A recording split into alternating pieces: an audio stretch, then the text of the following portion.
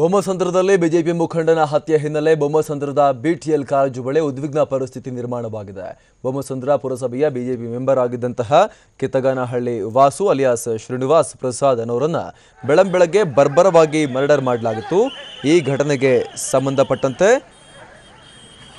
ಸ್ಥಳದಲ್ಲಿ ಉದ್ವಿಗ್ನ ಪರಿಸ್ಥಿತಿ ನಿರ್ಮಾಣ ಆಗಿದೆ. ಹೊಸೂರು ರಸ್ತೆಯನ್ನು ತಡೆದು ಬಿಜೆಪಿ ಕಾರ್ಯಕರ್ತರು ಧರಣಿಯನ್ನು ನಡೆಸ್ತಾ ಇದ್ದಾರೆ. ಪ್ರತಿಭಟನೆಯಲ್ಲಿ ಮಾಜಿ ಸಚಿವ ನಾರಾಯಣಸ್ವಾಮಿ ಭಾಗಿಯಾಗಿದ್ದಾರೆ. ಪೊಲೀಸರು ಕಾರ್ಯಕರ್ತರ ಮಧ್ಯೆ ತಳ್ಳಾಟ ನೂಕಾಟ ನಡೆದಿದ್ದು ಪರಿಸ್ಥಿತಿ ನಿಯಂತ್ರಿಸೋಕೆ ಪೊಲೀಸರು ಲಘು ಲಾಠಿ ಪ್ರಹಾರ ಕೂಡ ಮಾಡ್ತಿದ್ದಾರೆ.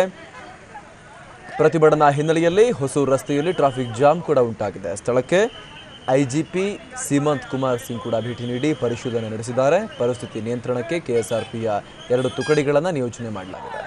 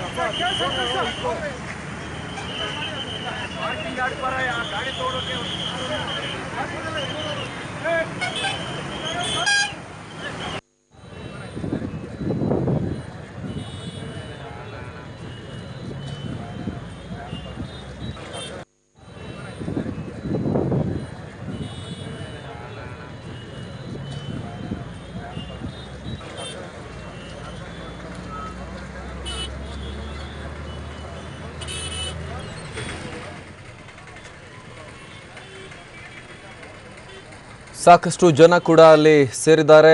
ಈ ಹತ್ಯೆಗೆ ಸಂಬಂಧಪಟ್ಟಂತೆ ಬಿಜೆಪಿ ಕಾರ್ಯಕರ್ತರು ಕೂಡ ಅಲ್ಲಿ ಜಮಾಯಿಸಿದ್ದು ತೀವ್ರ ವಿರೋಧವನ್ನು ವ್ಯಕ್ತಪಡಿಸ್ತಾ ಇದ್ದಾರೆ. ಹೀಗಾಗಿ ಅಲ್ಲಿ ಪರಿಸ್ಥಿತಿಯನ್ನು ನಿಭಾಯಿಸುವುದು ಪೊಲೀಸರಿಗೆ ಹರಸಾಹಸವಾಗಿ ಪರಿಣಮಿಸ್ತಾ ಇದೆ.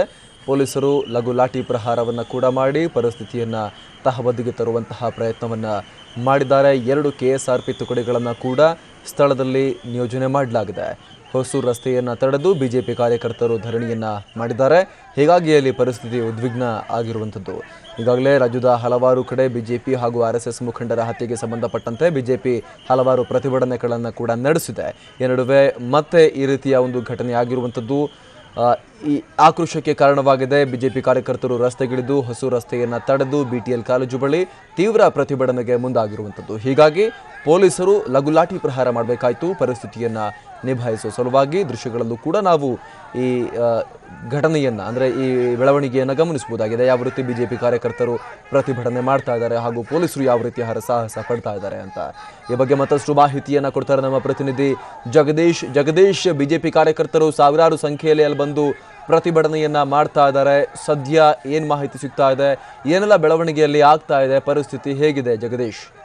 ಅಮರ್, ಏನು ಬಿಜೆಪಿ ಕಾರ್ಯಕರ್ತ ಕೊಲೆಗೆ ಸಂಬಂಧಪಟ್ಟಂತೆ ಈಗ ಸಾಕಷ್ಟು ಆನೇಕಲ್ ತಾಲೂಕು ಹಾಗೂ ಬೆಂಗಳೂರು ದಕ್ಷಿಣ ಭಾಗದಲ್ಲಿ ಸಾಕಷ್ಟು ಪ್ರತಿಭಟನೆಗಳು ಕೂಡ ನಡೀತಾ ಇದಾವೆ. ಏನು ರಾಜು ಬಿಜೆಪಿ ಕಾರ್ಯಕರ್ತರ ಊರಲ್ಲಿ ಈಗ ಸಾಕಷ್ಟು ಉದ್ವಿಗ್ನ ವಾತಾವರಣದ ಕೆಲಕಾಲ ಏನು ಈಗಾಗಲೇ ಹೊಸೂರು ಮುಖ್ಯ ರಸ್ತೆಯನ್ನ ತಡೆದು ಸಾಕಷ್ಟು ಟ್ರಾಫಿಕ್ ಜಾಮ್ ಕೂಡ ಉಂಟಾಯಿತು. ಸ್ಥಳದಲ್ಲಿ ನೂರಾರು ಇದ್ರು ಕೂಡ ಪರಿಸ್ಥಿತಿಯನ್ನ ನಿಯಂತ್ರಣ ಮಾಡೋದು ಸಾಕಷ್ಟು ಕಷ್ಟ ಆಯ್ತು. ಅದೇ ರೀತಿ ಏನು ಪೊಲೀಸರು ಕೆಲವು ಬಿಜೆಪಿ ಕಾರ್ಯಕರ್ತರ ಮೇಲೆ ಲಾಠಿ ಪ್ರಹಾರವನ್ನ ಕೂಡ ನಡೆಸಿದ್ರು. ಈಗೂ ಕೂಡ ಪರಿಸ್ಥಿತಿ ರೀತಿಯಲ್ಲಿ ಬೂದಿ ಮುಚ್ಚಿದ ಕೆಂಡದಂತಿದೆ ಅಂತಾನೆ ಹೇಳ್ಬೋದು. ಏನು ಕಾರ್ಯಕರ್ತ ವಾಸು ಅವರ ಊರಲ್ಲಿ ಕೂಡ ಈಗ ಪ್ರತಿಭಟನೆಗಳು ಜೋರಾಗ್ತಿವೆ. ಅಲ್ಲಿ ಏನು ಕಿತ್ತಗಾನಹಳ್ಳಿ ಏನೋ ಊರಲ್ಲಿ ಏನೋ ಇದು ಬೊಮ್ಮಸಂದ್ರ ಸಮೀಪ ಇರುವಂತ ಊರು. ಆ ಊರಲ್ಲೂ ಕೂಡ ಸಾಕಷ್ಟು ಈಗ ಅಂಗಡಿ ಮುಂಗಟ್ಟು ಹಾಗೂ ಬೊಮ್ಮಸಂದ್ರ ಭಾಗದಲ್ಲೂ ಕೆಲವು ಅಂಗಡಿ ಮುಂಗಟ್ಟುಗಳನ್ನ ಬಂದ್ ಮಾಡಿ ಈಗಾಗಲೇ ಕಾರ್ಯಕರ್ತರು ಮತ್ತಷ್ಟು ಪ್ರತಿಭಟನೆಯನ್ನ ತೀವ್ರಗೊಳಿಸ್ತಾ ಇದ್ದಾರೆ. ಇದಕ್ಕೆ ಸಂಬಂಧಪಟ್ಟಂತೆ ಈಗಾಗಲೇ ಕೇಂದ್ರ ವಲಯ ಐಜಿ ಮತ್ತು ಬೆಂಗಳೂರು ಗ್ರಾಮಾಂತರ ಎಸ್ಪಿ ಅವರು ಕೂಡ ಸ್ಥಳದಲ್ಲಿ ನಿಂತು ಪರಿಸ್ಥಿತಿಯನ್ನ ನಿಯಂತ್ರಣ ಮಾಡೋದಕ್ಕೆ ಸಾಕಷ್ಟು ಹರಸಾಹಸ ಪಡ್ತಾ ಇದ್ದಾರೆ. ಆದ್ರೂ ಕೂಡ ಪರಿಸ್ಥಿತಿ ನಿಯಂತ್ರಣಕ್ಕೆ ಬರ್ತಾ ಇಲ್ಲ. ಏನು ರಾಜ್ಯದಲ್ಲಿ ಬಿಜೆಪಿ ಕಾರ್ಯಕರ್ತರ ಮೇಲೆ ನಿರಂತರ ಹಲ್ಲೆ ಆಗ್ತಾ ಇದೆ, ನಿರಂತರ ಕೊಲೆ ಪ್ರಕರಣಗಳು ಏನು ವರದಿ ಆಗ್ತಿವೆ. ಆದ್ರೂ ಕೂಡ ರಾಜ್ಯ ಸರ್ಕಾರ ಒಂದು ರೀತಿಯಲ್ಲಿ ಮೌನ ವಹಿಸಿದೆ. ರಾಜ್ಯ ಸರ್ಕಾರವೇ ಈ ಒಂದು ಕೊಲೆಗಳಿಗೆ ಬಿಜೆಪಿ ಕಾರ್ಯಕರ್ತರ ಮೇಲೆ ನಡೆಯುವಂತಹ ಹಲ್ಲೆಗಳಿಗೆ ಕುಮ್ಮಕ್ಕು ನೀಡ್ತಾ ಇದೆ ಅನ್ನುವ ಆರೋಪಗಳು ಕೂಡ ಎಲ್ಲೆಡೆ ಕೇಳಿ ಬರ್ತವೆ. ಇದಕ್ಕೆ ಸಂಬಂಧಪಟ್ಟಂತೆ ಈಗ ಕೇಂದ್ರ ವಲಯ ಐಜಿ ಅವರೇ ಸ್ಥಳದಲ್ಲಿ ನಿಂತು ಸಾಕಷ್ಟು ಕಾರ್ಯಕರ್ತರನ್ನ ಚದುರಿಸುವ ಪ್ರಯತ್ನ ಮಾಡಿದ್ರು. ಆದ್ರೆ ಕಾರ್ಯಕರ್ತರು ನಿಯಂತ್ರಣಕ್ಕೆ ಬಾರದೇ ಇರುವ ಸಂದರ್ಭದಲ್ಲಿ ಕೆಲವು ಕಾಲ ಲಘು ಲಾಠಿ ಪ್ರಹಾರವನ್ನ ಕೂಡ ನಡೆಸಲಾಯಿತು. ಆದ್ರೆ ಈಗ ಐಜಿ ಅವರು ನೀಡಿದ ಮಾಹಿತಿ ಪ್ರಕಾರ ಕೊಲೆ ಪ್ರಕರಣಕ್ಕೆ ಸಂಬಂಧಪಟ್ಟಂತೆ ಡಿಎಸ್ಪಿ ನೇತೃತ್ವದಲ್ಲಿ 4 ತಂಡಗಳನ್ನ ರಚನೆ ಮಾಡಲಾಗಿದೆ. ಆ 4 ತಂಡಗಳು ಈಗಾಗಲೇ ಆರೋಪಿಗಳ ಪತ್ತೆಗೆ ಬಲೆ ಬೀಸಿವೆ. ಅಮರ್, ಎಸ್, ಧನ್ಯವಾದ ಜಗದೀಶ್.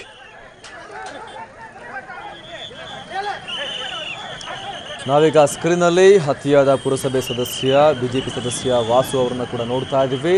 ಜೊತೆಗೆ ಹತ್ಯೆಯಾದ ಸ್ಥಳದಲ್ಲಿ ಯಾವ ರೀತಿಯ ಪರಿಸ್ಥಿತಿ ಇದೆ ಅನ್ನೋದನ್ನು ಕೂಡ ನೋಡ್ತಾ ಇದ್ದೀವಿ. ಹತ್ಯೆಯಾದ ಸ್ಥಳದಲ್ಲಿ ಲಘು ಲಾಠಿ ಚಾರ್ಜ್ ಆಗಿದೆ. ಪರಿಸ್ಥಿತಿಯನ್ನು ನಿಭಾಯಿಸುವ ಸಲುವಾಗಿ ಲಾಠಿ ಚಾರ್ಜ್ ಮಾಡಲಾಗಿದೆ. ಐಜಿಪಿ ಸೀಮಾಂತ್ ಕುಮಾರ್ ಸಿಂಗ್ ಅವರು ಕೂಡ ಸ್ಥಳಕ್ಕೆ ಭೇಟಿ ನೀಡಿ ಪರಿಶೀಲನೆ ಮಾಡಿದ್ದಾರೆ. ಹಾಗೆ ಗ್ರಾಮಾಂತರ ಎಸ್ಪಿ ಅಮಿತ್ ಸಿಂಗ್ ಅವರು ಕೂಡ ಸ್ಥಳಕ್ಕೆ ಭೇಟಿ ನೀಡಿ ಪರಿಶೀಲನೆಯನ್ನು ಮಾಡಿದ್ದಾರೆ. ಭಾರಿ ಸಂಖ್ಯೆಯಲ್ಲಿ ಪೊಲೀಸರನ್ನು ಕೂಡ ನಿಯೋಜನೆ ಮಾಡಲಾಗಿದೆ. 2 ಕೆಎಸ್ಆರ್ಪಿ ತುಕಡಿಗಳನ್ನು ಕೂಡ ಸ್ಥಳದಲ್ಲಿ ನಿಯೋಜನೆ ಮಾಡಲಾಗಿದೆ. ಈ ಘಟನೆಯನ್ನು ಖಂಡಿಸಿ ಪುರಸಭೆ ಬಿಜೆಪಿ ಸದಸ್ಯ ವಾಸು ಹತ್ಯೆಯನ್ನು ಖಂಡಿಸಿ ಅಲ್ಲಿ ದೊಡ್ಡ ಪ್ರಮಾಣದಲ್ಲಿ ಬಿಜೆಪಿ ಕಾರ್ಯಕರ್ತರು ರಸ್ತೆಗಿಳಿದು ಪ್ರತಿಭಟನೆಯನ್ನು ಮಾಡ್ತಾ ಇದ್ದಾರೆ. ಹೊಸೂರು ರಸ್ತೆಯನ್ನು ಬ್ಲಾಕ್ ಮಾಡಿ ಪ್ರತಿಭಟನೆ ಮಾಡ್ತಾ ಇದ್ದಾರೆ. ಹೀಗಾಗಿ ಸ್ಥಳದಲ್ಲಿ ಬಿಗುವಿನ ಪರಿಸ್ಥಿತಿ ಉಂಟಾದ ಹಿನ್ನೆಲೆಯಲ್ಲಿ ಪರಿಸ್ಥಿತಿ ನಿಭಾಯಿಸುವ ಸಲುವಾಗಿ ಪೊಲೀಸರು ಈಗ ಸಾಕಷ್ಟು ಕ್ರಮಗಳನ್ನು ಕೈಗೊಳ್ತಾ ಇದ್ದಾರೆ. ಒಂದಷ್ಟು ಜನರನ್ನ ವಶಕ್ಕೆ ಪಡೆದು ಅಲ್ಲಿಂದ ಕರ್ಕೊಂಡು ಹೋಗಿದ್ದಾರೆ. ಜೊತೆಗೆ ಅಲ್ಲಿ ಲಾಠಿ ಚಾರ್ಜ್ ಕೂಡ ಲಘುವಾಗಿ ಮಾಡಲಾಗಿದೆ. ಈಗ ಈ ಬಗ್ಗೆ ಮತ್ತಷ್ಟು ಮಾತನಾಡಲಿಕ್ಕೆ ಮೃತಪಟ್ಟಿರುವ ಹತ್ಯೆಯಾಗಿರುವಂತಹ ಬಿಜೆಪಿ ಸದಸ್ಯ ವಾಸು ಅವರ ಗೆಳೆಯ ರಾಘವೇಂದ್ರ ಅವರು ಸಂಪರ್ಕದಲ್ಲಿದ್ದಾರೆ. ರಾಘವೇಂದ್ರ ಅವರೇ, ನಿಮಗೆ ಏನು ಮಾಹಿತಿ ಸಿಗ್ತಾ ಇದೆ? ಯಾರು ಮಾಡಿರುವಂಥ ಕೆಲಸ ಇದು? ಯಾಕಾಗಿ? ರಾಘವೇಂದ್ರ ಅವರೇ ಸರ್ ನಮಸ್ಕಾರ. ನಮಸ್ಕಾರ. ನಾವು ಈಗ ಬೆಳಗ್ಗೆ ತಾನೇ ಇದು ಇನ್ಸಿಡೆಂಟ್ ಆಗಿದೆ. ಬೆಳಗ್ಗೆ ಒಂದು 5-5:15 ಆಗಿದೆ ಇನ್ಸಿಡೆಂಟ್. ಹೌದು ಹೌದು. ಹಾ, ಅವ್ರು ನನಗೆ ಆತ್ಮೀಯ ನೆನ್ನೆ ಸಂಜೆವರೆಗೂ ನನ್ನ ಜೊತೆಲೇ ಇದ್ವಿ. ನಾವೆಲ್ಲ ಒಟ್ಟಿಗೆ ಮಾತಾಡ್ಕೊಂಡಿದ್ವಿ. ಅದಾದ ನಂತರ ಬೆಳಗ್ಗೆ ಶಾಕಿಂಗ್ ಆಗಿ ಫೋನ್ ಬಂತು ನಮ್ಗೆ ಈ ರೀತಿ ಆಗಿದೆ ಅಂತ. ಆಮೇಲೆ ಅವ್ರಿಗಿದ್ದಂತ ಒಂದು ಏನಂತಂದ್ರೆ ಅಲ್ಲಿ ಸ್ಥಳೀಯ ಪುರಸಭೆಗೆ ಅವರು ಸದಸ್ಯರಾಗಿ ಆಯ್ಕೆ ಆಗಿದ್ರು. ಅದಾದ ನಂತರ ಅಲ್ಲಿ SC ರಿಸರ್ವೇಶನ್ ಬಂದಿತ್ತು. ಅವರು ಅದಕ್ಕೆ ಅಧ್ಯಕ್ಷ ಸ್ಥಾನಕ್ಕೆ ಆಕಾಂಕ್ಷಿ ಆಗಿದ್ರು. ಅದಾದ ನಂತರ ರಾಜಕೀಯ ಪ್ರೇರಿತವಾಗಿ ಅದನ್ನ SC ಅಂತ ಇದ್ದಿದ್ದನ್ನ ಇವ್ರು ಆಗ್ಬಾರ್ದು ಅಧ್ಯಕ್ಷರು ಅಂತೇಳಿ SC ಮಹಿಳೆ ಸ್ಥಾನಕ್ಕೆ ಅದನ್ನ ಮೀಸಲಾತಿ ಬದಲಾವಣೆ ಮಾಡಿದ್ರು. ಸರಿ. ಬದಲಾವಣೆ ಮಾಡಿದ್ಮೇಲೆ ಇವರು ಹೈಕೋರ್ಟ್ಗೆ ಪಿಟಿಷನ್ ಹೋದ್ರು. ಹೈಕೋರ್ಟ್ಗೆ ಪಿಟಿಷನ್ ಹೋದ್ಮೇಲೆ ಹೈಕೋರ್ಟ್ ನಲ್ಲಿ ಇವ್ರ ಪರವಾಗಿ ಸಿಂಗಲ್ ಬೆಂಚ್ ನಲ್ಲಿ ಇವ್ರ ಪರವಾಗಿ ಆರ್ಡರ್ ಆಯ್ತು. ಮೊದಲು ಏನು ಮೀಸಲಾತಿ ಇತ್ತು ಅದನ್ನೇ ಆಗ್ಬೇಕು, ಮತ್ತೆ ಬದಲಾವಣೆ ಮಾಡಿರೋ ಸರ್ಕಾರ ಸರಿ ಇಲ್ಲ ಅಂತೇಳಿ ಬದಲಾವಣೆ ಮಾಡಿದ್ರು ಮೀಸಲಾತಿನ. ಸರಿ. ಅದಾದ ನಂತರ ಇವ್ರ ಅಧ್ಯಕ್ಷ ಸ್ಥಾನಕ್ಕೆ ಆಗ್ಬೇಕಾಗಿತ್ತು. ಅಷ್ಟರಲ್ಲಿ ಅವರು ಇವರ ವಿರುದ್ಧವಾಗಿರುವಂತವ್ರು ಮಂಜುಳಮ್ಮ ಅಂತೇಳಿ SC ಮಹಿಳೆ ಏನಾಗಿದ್ರು ಅವರು ಮತ್ತೆ ರಿಟ್ ಪಿಟಿಷನ್ ಮತ್ತೆ ಇದಕ್ಕೆ ಹೋದ್ರು ಡಬಲ್ ಬೆಂಚ್ಗೆ. ಸರಿ. ಅಲ್ಲಿ ಕೇಸ್ ನಡೀತಾ ಇತ್ತು. ಆ ಕೇಸ್ ನಡೆಯುವಂತ ಸಂದರ್ಭದಲ್ಲಿ ಈ ಮಂಜುಳಮ್ಮ ಅನ್ನೋಂಥವ್ರು ಮತ್ತೆ ಅವ್ರ ಮಕ್ಕಳು ಇವರೆಲ್ಲ ಸೇರಿ ಅವಾಗ ಇವ್ರ ಹತ್ರ ಮಾತಾಡ್ತಾ ಇದ್ರು. ಜಗಳ ಆಗಿತ್ತಾ? ಗಲಾಟೆ ಆಗಿತ್ತಾ? ಗಲಾಟೆ ಏನಿಲ್ಲ, ಹೀಗೆ ಮಾತುಕತೆಗಳು ನಡೀತಾ ಇತ್ತು. ನೀವು ಕೇಸ್ ವಾಪಸ್ ತಗೊಳ್ಳಿ, ಇಲ್ಲಾಂದ್ರೆ ನೀವಾದ್ರೂ ಇದ್ ಮಾಡಿ ನಮ್ಗಾದ್ರೂ ಬಿಟ್ಕೊಡಿ, 7-8 ತಿಂಗಳಿಂದ ಯಾರು ಅಧಿಕಾರದಲ್ಲಿ ಇಲ್ಲ, ಹಾಗೆ ಹೀಗೆ ಅಂತೆಲ್ಲ ನಡೀತಾ ಇತ್ತು. ಇತ್ತೀಚೆಗೆ ಮತ್ತೆ ಬೊಮ್ಮಸಂದ್ರ ಪುರಸಭೆನಲ್ಲಿ ಒಂದು ದೊಡ್ಡ ಪ್ರತಿಭಟನೆ ಎಲ್ಲ ವಾಸು ಅವರು ಶ್ರೀನಿವಾಸ ವಸಂತ್ ಅವ್ರ ನೇತೃತ್ವದಲ್ಲಿ ನಡೀತು. ಅದರಿಂದಾಗಿ ಅವರು ಅದರಲ್ಲಿ ಶಾಸಕರ ಶಿವಣ್ಣ ಅವರ ವಿರುದ್ಧವಾಗಿ ತುಂಬಾ ಹರಿಯಾಯ್ತಿದ್ರು. ತುಂಬಾ ಕಟುವಾದ ಶಬ್ದಗಳಲ್ಲಿ ಇವರು ಇದು ಮಾಡಿದ್ರು. ಓಕೆ. ಧನ್ಯವಾದ ರಾಘವೇಂದ್ರ, ತಾವು ಟಿವಿ ಜೊತೆ ಮಾತಾಡಿದ್ದಕ್ಕಾಗಿ. ಇದು ಅವರ ಗೆಳೆಯ ಮೃತ ವಾಸು ಅವರ ಸ್ನೇಹಿತ ರಾಘವೇಂದ್ರ ಅವರ ಮಾತುಗಳು.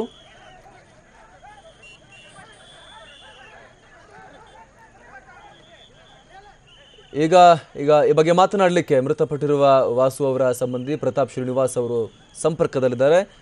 ಪ್ರತಾಪ್ ಶ್ರೀನಿವಾಸ್ ಅವರೇ, ಯಾಕೆ ಯಾರು ಮಾಡಿರುವಂತಹ ಕೃತ್ಯ ಇದು? ನಿಮಗೇನಾದರೂ ಮಾಹಿತಿ ಇದೆಯಾ? ಯಾರ ಮೇಲಾದರೂ ಶಂಕೆ ಇದೆಯಾ? ಹೇಗೆ ಕುಟುಂಬದವರು ಏನು ಹೇಳ್ತಿದ್ದಾರೆ?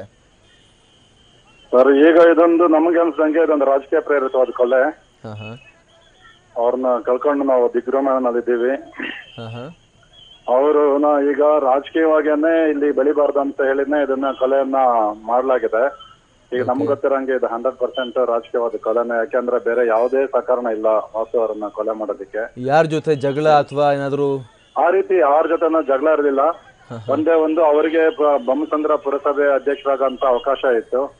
ಹಾಗಾಗಿ ಅಲ್ಲಿನ ಕಾಂಗ್ರೆಸ್ನವ್ರು ಏನಿದ್ದಾರೆ ಅದನ್ನ ಬದಲಾವಣೆ ಮಾಡಿ ಆ ಮಹಿಳೆಯ ಒಂದು ಮೀಸಲಾತಿಯನ್ನು ತಗೊಂಡ್ಬಂದಿದ್ರು. ಅದ್ರ ವಿರುದ್ಧವಾಗಿ ನಮ್ಮ ವಾಸು ಇದರಲ್ಲಿ ಮಾನ್ಯ ಕರ್ನಾಟಕ ಉಚ್ಚ ನ್ಯಾಯಾಲಯದಲ್ಲಿ ಮೊಕದ್ದಮೆಯನ್ನ ಹೂಡಿ ಅದು ಏಕಸದಸ್ಯ ಪೀಠ ಅವರ ಕ್ಲೈಮ್ ಅನ್ನ ಎತ್ತಿ ಹಿಡಿದಿತ್ತು. ಹೌದು. ಅದಾದ ನಂತರ ಏನಾದ್ರು ಬೆದರಿಕೆ ಕರೆಗಳೇನಾದ್ರು ಬಂದಿದ್ವಾ ಇವರಿಗೆ? ಹೇಗೆ? ಬೆದರಿಕೆ ಕರೆಗಳು ಅಂತ ಏನು ಬಂದಿರಲಿಲ್ಲ.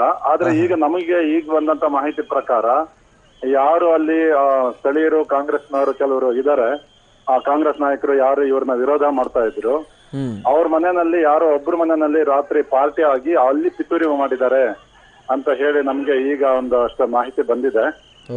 ಹಾಗಾಗಿ ನಾವು ಪೊಲೀಸ್ ಅವರನ್ನ ಒತ್ತಾಯ ಮಾಡ್ತಾ ಇದ್ದೀವಿ, ಆದಷ್ಟು ಬೇಗ ಅಪರಾಧಿಗಳನ್ನ ಅವ್ರನ್ನ ದಸ್ತಗಿರಿ ಮಾಡ್ಬೇಕು, ಅರೆಸ್ಟ್ ಮಾಡ್ಬೇಕು, ಅವ್ರ ಮೇಲೆ ಕಠಿಣ ಕಾನೂನು ಕ್ರಮ ತಗೋಬೇಕು ಅಂತ ಹೇಳಿ. ರಾತ್ರಿ 1 ಗಂಟೆವರೆಗೂ ಪಾರ್ಟಿ ಆಗಿದೆ. ಒಬ್ಬ ಅಲ್ಲಿನ ಸ್ಥಳೀಯ ಕಾಂಗ್ರೆಸ್ ಒಬ್ಬ ಯುವ ನಾಯಕನ ಮನೆ. ನಿನ್ನೆ ರಾತ್ರಿ. ಈ ಬಗ್ಗೆ ಪೊಲೀಸರಿಗೆಲ್ಲ ಮಾಹಿತಿ ಕೊಟ್ಟಿದ್ದೀರಾ? ಮಾಹಿತಿ ಇದೆ, ಪೊಲೀಸರಿಗೆ ಮಾಹಿತಿ ಇದೆ. ಯಾರ ಮನೇಲಿ ಪಾರ್ಟಿ ಆಯ್ತು ಆ ಒಂದು ಕಾಂಗ್ರೆಸ್ ನಾಯಕ ಏನಿದ್ದಾನೆ ಅವನ ಮೊಬೈಲ್ ಬೆಳಗ್ಗೆಯಿಂದ ಸ್ವಿಚ್ ಆಫ್ ಆಗಿದೆ. ಇವರಷ್ಟು ಬೆಳಿಗ್ಗೆ ಮುಂಚೆ ಯಾಕೆ ಹೋಗಿದ್ರು? 5 ಗಂಟೆಗೆಲ್ಲ ವಾಕಿಂಗ್ ಅಂತ ಹೋಗಿದ್ರೆ ಏನಂತ? ಇಲ್ಲ, ಈಗ ನಮ್ಮ ನಾದ್ನಿ ಹೇಳೋ ಪ್ರಕಾರ ನಮಗೆ ಅವರು ರಾತ್ರಿಯನ್ನೇ ಅವರು ಸ್ವಲ್ಪ ಅಂದ್ರೆ ಇನ್ಆಕ್ಟಿವ್ ಆಗ್ಬಿಟ್ಟಿದ್ರು, ಅಂದ್ರೆ ತುಂಬಾ ಸಪ್ಪಗಾಗಿದ್ರು, ಯಾರ ಮೇಲೆ ಮೊಬೈಲ್ ಅಲ್ಲಿ ಕಿರ್ಚಾಡ್ತಾ ಇದ್ರು ಅಂತ ಹೇಳಿ. ಸಾಮಾನ್ಯವಾಗಿ ಅಷ್ಟು ಬೇಗ ಎದ್ದೇಳೋ ವ್ಯಕ್ತಿ ಅಲ್ಲ. ಅವ್ರು ಎದ್ದೇಳ್ತಾ ಇದ್ದಿದ್ದೆ 7 ಗಂಟೆ ಸುಮಾರಿಗೆ. 7 ಗಂಟೆ ಸುಮಾರಿಗೆ ಎದ್ದೇಳ್ತಿದ್ದಂತ ವ್ಯಕ್ತಿ ಅವರು. ಓಕೆ ಶ್ರೀನಿವಾಸ್, ಮತ್ತೆ ಮಾತಾಡ್ತೀನಿ. ಧನ್ಯವಾದ ತಾವು ಟಿವಿ ಜೊತೆ ಪ್ರತಿಕ್ರಿಯೆ ಕೊಟ್ಟಿದ್ದಕ್ಕಾಗಿ. ಇದು ಮೃತ ವಾಸು ಅವರ ಸಂಬಂಧಿ ಶ್ರೀನಿವಾಸ್ ಅವರ ಮಾತು. ಅಷ್ಟು ಬೆಳಗ್ಗೆ ಏಳುವಂತಹ ವ್ಯಕ್ತಿ ಅವರಲ್ಲ, ಅಸಹಜ ರೀತಿಯಲ್ಲಿ ಅವರು ಅಷ್ಟು ಬೆಳಗ್ಗೆ ಎದ್ದು ಹೊತ್ತು ವಾಕಿಂಗ್ಗೆ ಹೋಗಿದ್ರು. ಈ ಸಂದರ್ಭದಲ್ಲಿ ಅವರ ಮೇಲೆ ಅಟ್ಯಾಕ್ ಆಗಿದೆ ಅನ್ನುವಂಥ ಮಾತನ್ನು ಅವರು ಹೇಳ್ತಾ ಇದ್ದಾರೆ.